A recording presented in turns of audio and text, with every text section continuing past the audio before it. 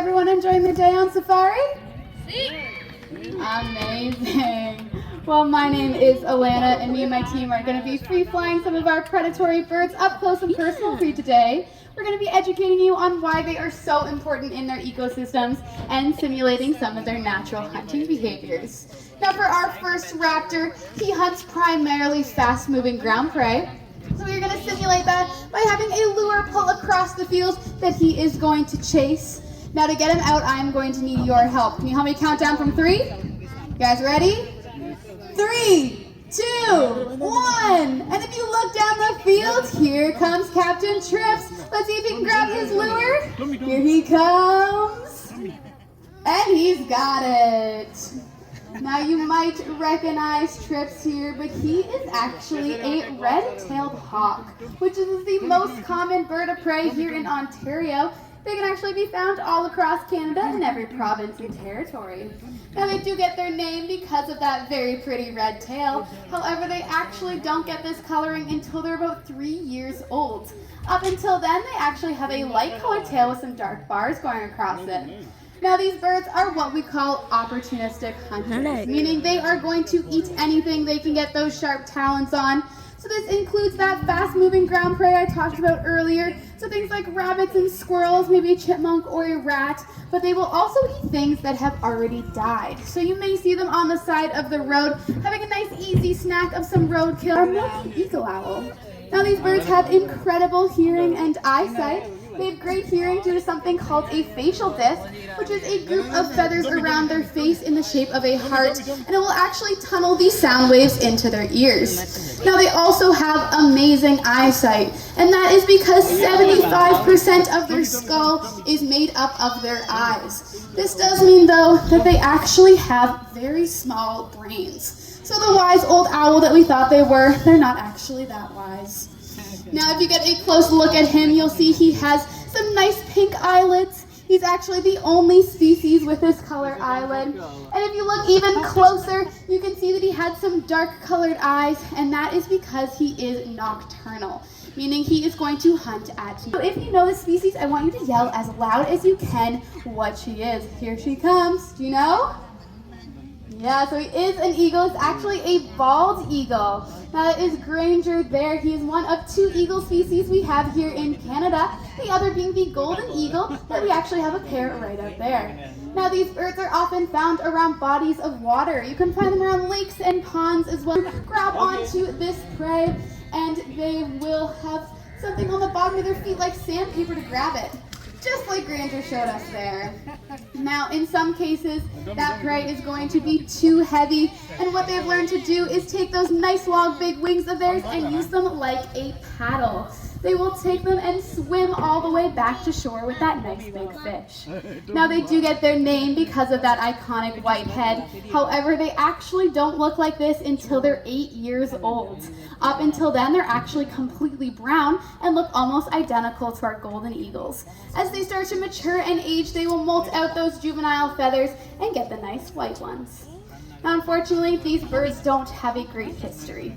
In 1978, they were put on the endangered species list due to a pesticide called DDT. Now, DDT was used all across North America. It didn't affect them personally. This Mini Joe, our African pied crow. There we go. Wanting to welcome you all to our presentation. Very thankful to have you make it a part of your day today. We're excited to share all the wonderful birds that we get to share our every day with, and of course share just what makes them so unique with all of you. So we do share our planet with over 10,000 different bird species, and we are certainly here to highlight parrots as a group. However, we're also going to look at a few other bird species, which is where we're going to kick it off. From the side, we have one of the smallest birds here at Parrot Paradise. His name is Howard, and he is a curl-crested araceli. Now you're going to see where he gets his name curl-crested when he makes his way up nice and close to the front. You'll notice the top of his head full of curly little feathers, of course, as he is a bird species. And little Howard, you might have noticed, looks very similar to a toucan, and he is one of the smaller members of the toucan family. They are part of the same grouping of birds. They have a very distinguished large bill, and that would be, of course, in proportion to their body. Now that bill is used to feed on the large amount of fruit that they love to eat. They can reach up and down and all around, grabbing onto their bites of fruit, allowing them to be a bit more opportunistic by having a larger bill. Gives them the opportunity to reach even that piece of fruit that might be growing on a branch that they might not just be able to land on and sit beside and grab from the trees. Well, Howard here as well does use that bill for another reason, as all toucans members do. Scientists have proven that with the blood supply flowing through that beak, they can actually use it to regulate their body temperature. So if he wants to warm himself up or cool himself down very quickly, simply has to do is expose it to different elements within his own environment. So a little bit of sunshine or perhaps some shade or water would help to do the trick. But Howard has done an excellent job kicking off our presentation today. We're going to get him to take that long flight home now. What do you think, sir? Off and away he goes. Let's hear it for Howard, our curl-crested aerosary. Definitely not as exotic, but she's rounding that back corner with a wonderful message of conservation. Her name is Spud, and Spud is simply just a turkey. So you're probably going to wonder, why have a turkey in a presentation? Well, as I said, she brings with her a wonderful message of conservation, as we do have turkeys here in Ontario. However, that wasn't always the case. Now, in the early 1900s, people hunted turkeys for the excellent source of protein that they would provide to a family. Unfortunately, that went a little bit to the extreme, where they were hunted completely to the point where you couldn't find them living anywhere in our province. So the government implemented a reintroduction program in the 80s. They released over 4,000 turkeys over several different locations, and within no time their numbers were booming to the point where they could reintroduce a controlled hunting season that does still thrive to this day. But so are turkeys. They figure there's probably about 100,000 of them living in our province with us now. Now they do often get seen on the farmers' fields feeding and eating on the seeds, grains, and vegetation that the farmers' fields do offer them. However, they're not just eating for free, pulling their weight when it comes to feeding on a wide variety of different insects, helping to keep the crops nice and safe. But Spud, you've done a great job sharing that word, heading on home for the evening. Let's give Spud a big round of applause. Now, a conservation project that we are currently working on here at African Lion Safari is our blue-throated macaw recovery program. I'd love to introduce everybody to the two first blue-throats to ever hatch here at the park. So we do have Levi and Benny making their way in. They hatched right here in 2018. In total, we have bred 10 of these birds. So pretty exciting. Unfortunately for them, they are a critically endangered species. Blue-throats can only be found living out in the wild in Bolivia, where their numbers are ranging under 500 individuals. That does make them one of the most endangered macaws living in the wild today. So what we've done is we've joined partnerships with the World Parrot Trust. This organization focuses their conservation efforts on parrots in need in their wild habitats. Joining them as a research and as a breeding partner means that we're hoping to make an impact on those wild numbers as well. So, just this past September in 2023, after working with the World Parrot Trust for years, and the government here in Canada, and the government in Bolivia, we were able to move 8 of the birds from our park to their range country in Bolivia. Now what happens next? Those 8 birds are now going to become founding members of a breeding program they're implementing there. Their offspring then get released into the wild, and then they can hopefully elevate those numbers to healthier, more sustainable levels, and hope to see an impact where their numbers can boom naturally as well in the future. So there is only one reason that we're able to do this type of work, and that is because each and every one of you woke up today, joined us on safari, and supported these efforts. So thank you very much. Please give yourselves a big round of applause. I know our blue-throats certainly appreciate it. Well, now that we've covered some of the more serious stuff, we're going to have a bit of fun with these beautiful birds. We've got our feathered friends up nice and close to point out some of the unique characteristics helping them stand out as members of the parrot family. Now, the first attribute you may notice on these birds are their bold, bright, and beautiful colors. Macaws are native to South and Central American tropical rainforests, meaning they use their bright colors to help blend in with their surroundings, matching those green leaves, red and yellow fruit, as well as the bluish shadows of the rainforest they call home. Next up are those feet. Parrots have what we call zygodactyl toes. Now what exactly does that mean? Well, they're showing you here. This simply just means they have 2 toes pointing forward and 2 toes pointing backwards. Now this gives them an exceptional grip when perching onto branches, allowing them to use their feet much like we would use our hands, which comes in handy when grabbing onto pieces of food, bringing it up to their beak to break into smaller bite-sized pieces. Now a fun fact is that parrots exhibit left and right-footedness, much like we exhibit left and right-handedness. However, unlike us, parrots are more commonly left-dominant, as both Benny and Levi are exhibiting here for us today. Now next up is that large beak, which can exert up to 700 pounds of pressure, also having the ability to support their entire body weight. Now not only is that beak used to eat, but parrots also use it much like a third foot, making them quite acrobatic by nature. Now to see these birds in flight is quite the sight. Those beautiful wings give parrots the ability to fly at up to 50 to 60 kilometers per hour.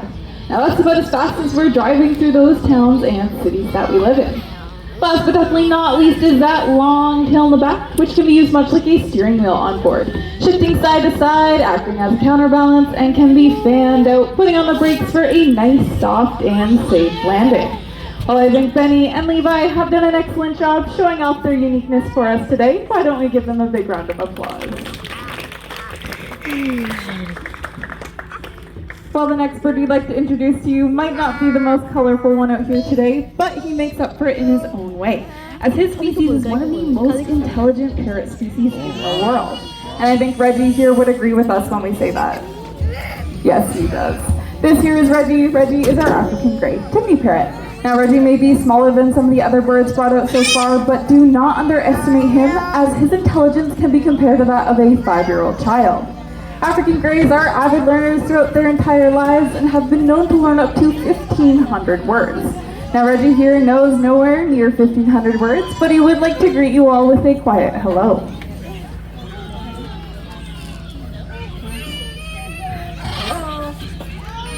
A quiet hello from Reggie. Now it's their ability to learn how to speak that makes them a desired pet for many, but unfortunately the harmful practices used in trapping them for the global pet trade has led to a stark decrease in African grey wild numbers. Now those capture and transport methods used are often harsh, dangerous, and inhumane, which unfortunately means that up to half the parrots trapped do not survive the journey. Now the good news is that there are organizations that work with government bodies to help these birds in need. Not only do we find that pretty exciting here on safari, but so does Reggie. A very excited Reggie out here today. Now we certainly believe that birds as remarkable as Reggie deserve proper care and a safe environment to call home. On that note, did you have anything else you wanted to add today, Reggie? Bye. A goodbye from Reggie. He's done an excellent job out here today for us. Why don't we show him our appreciation? Now found all the way on the other side of the world in Australia, Indonesia, as well as the surrounding islands, are members of the parrot family known as cockatoos. Now there are 21 different species of cockatoos. This here is an umbrella cockatoo. Her name is Petey. Being a parrot means she speaks as well. However, her voice is quite a bit different than little Reggie, so we'd love to show you just how a cockatoo's voice can sound.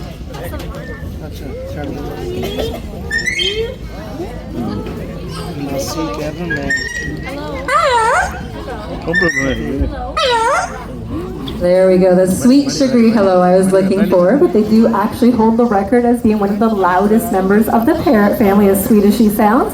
Their call registers in at about 135 decibels, 15 decibels louder than your average rock concert. She gave away her secret. What makes her so unique is those feathers on the top of her head. They're known crest feathers, another way of communicating with one another. It's only seen in the cockatoos, but she usually shows those feathers off when she's excited. So usually it takes a round of applause, but I think she might have enjoyed seeing you all here today. What do you think, girls? Are you going to show them again? Am I going to play difficult? What do you think? There we go, teasing us a little bit. Yes, yes, yes. One more dance before you go. All right, well, we saw those feathers. You might have noticed that with them up in the air, she did look a little bit larger, so perhaps a little bit more intimidating. Never quite the message, though, little Petey gives us, that's for sure, but she has done a great job showing off what makes her so different in our collection. That was Petey, our umbrella cockatoo. All right, now we're going to talk a little bit about a bird more closely related to your average chicken. Native to Africa, we don't have one or two, we do in fact have three of them coming in from the backside, and they are three helmeted guinea fowl. It's always a race to see who can get here first, but you might have noticed them flying in. They do prefer to actually run on foot naturally, topping speeds at about 35 kilometers per hour when doing so. Now, as I said, they're very closely related to your average chicken, and they do eat very similar to the turkey that we spoke of. However, here in North America, people keep them on their properties for the use of feeding on one insect in particular, which are our pesky ticks that we have in our area. These guys love to eat ticks, so by having them on your property, that means you're keeping yourself, your family, as well as your pets nice and safe as well. Now, they, as I said, travel on foot, which leaves them at ground level to be able to weave in and out of the long grasses. And of course, when needed, if they are approached by any danger, they do have the ability to blast off into flight to try and get away from any predators naturally. But I do believe that these three have done an excellent job out here today for us. I think they are going to be heading on home to make way for our next bird. So let's give them a little bit of a round of applause as they do so. Now, our next bird is by far an icon of beauty in the bird world, and he certainly knows it. He is going to demand an entrance instead of an exit. So clap your hands, stomp your feet, do as you please, make some noise for the national bird of India. India national bird. All right, here he comes, Parker. Difficult question, shout out nice and loud. What kind of bird is Parker? Peacock. A peacock, you're right. Pretty easy to identify a peacock. They have that striking train feathers that they have. I did say train, they're not their tail feathers. People mistaken them as their tail. They're actually modified back feathers. Those feathers that are going to help prop up their train in a display are going to be his coarser, shorter tail feathers underneath. Now, only the males have these beautiful trains, and they are for the breeding season. So they are seasonal. They do lose them each and every year, which is about to start happening for Parker. You might wonder why go through the bother of growing in them and then losing them and starting all over again. Well, just imagine trying to escape a predator with that behind you. Makes you look quite a bit more vulnerable, especially after a rainfall. But Parker's done an excellent job showing off simply his sheer beauty today. He's gonna head on home. That was Parker, our Indian peafowl. Always stealing the show. Well, another major factor limiting parrots' ability to survive in the wild is the loss of their nesting sites. Parrots make their nests in tree cavities, meaning that logging, agriculture, and uncontrolled bushfires can make breeding in the wild quite challenging. Now, one thing that is being done to help support wild breeding where natural tree cavities are not readily available is to provide man-made nesting sites, such as the one Pepper, our scarlet macaw, is hanging out by.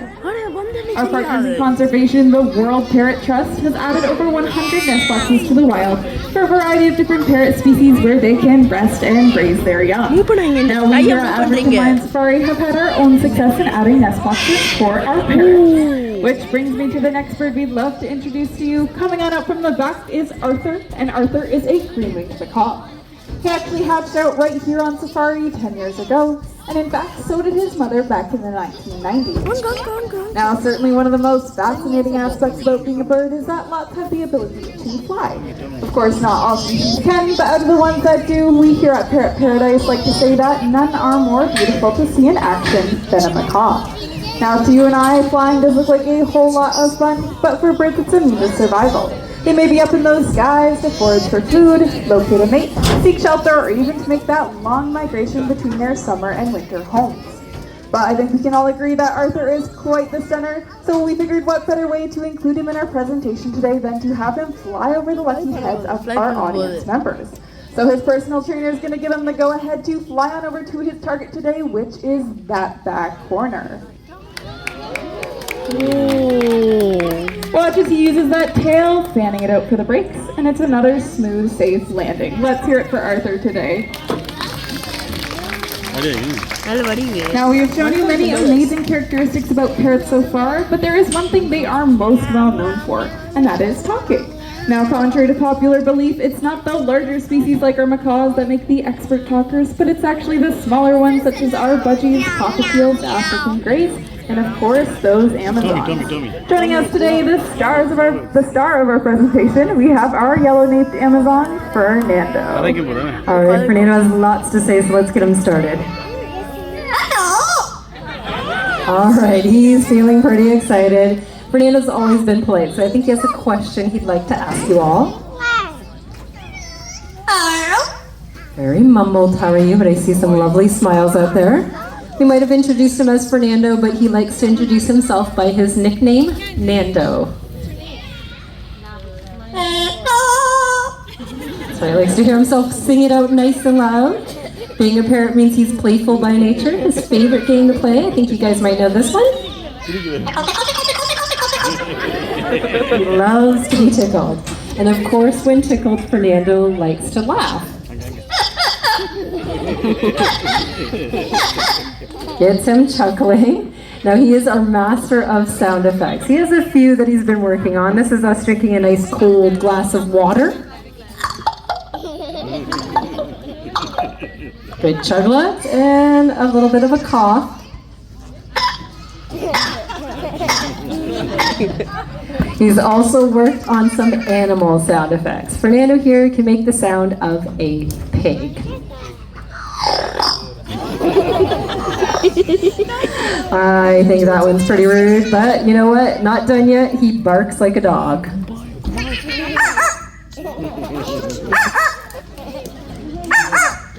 Not the scariest dog, that's for sure. But he is awfully talented, and he's also talented musically. Fernando loves to whistle, sing, and even dance. So let's show your dance moves first of all.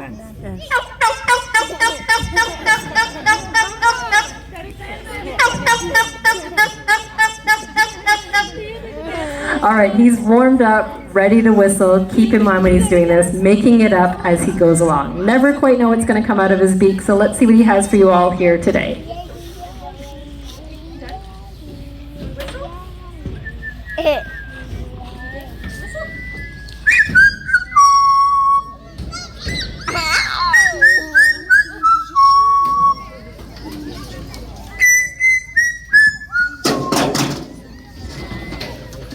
Well, I guess that brings him to the end of his Fernando original today. Now, his abilities to sing are pretty limited. This poor guy had to learn to sing from us. We'll admit we're terribly off-key, so he sings poorly as well. What I'm going to do is get you guys to use to your imagination, and hopefully you'll recognize his favorite song.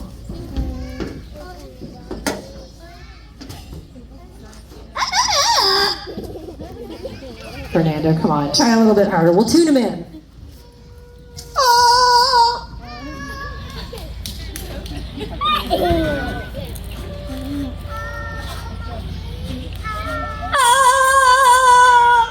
There we go. He's all tuned in and ready to sing. Shall we sing? A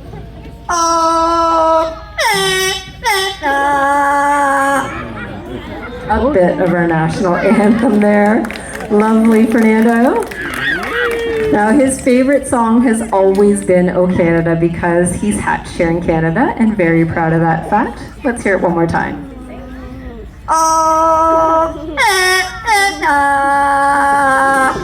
Beautiful. Give it up for Fernando today. Now here at African Lion Spire, we do believe that the first steps in conservation is education. So hopefully you've had some fun meeting birds, you've learned a thing or two, or perhaps you have a question or two. So what we'd like to do now is invite you to come on down, have a better look at these birds, and ask the questions that you have. And once again, we'd also love to thank you very much for joining us and supporting our efforts here at the Safari. Enjoy the rest of your day. Goodbye now. Bye-bye.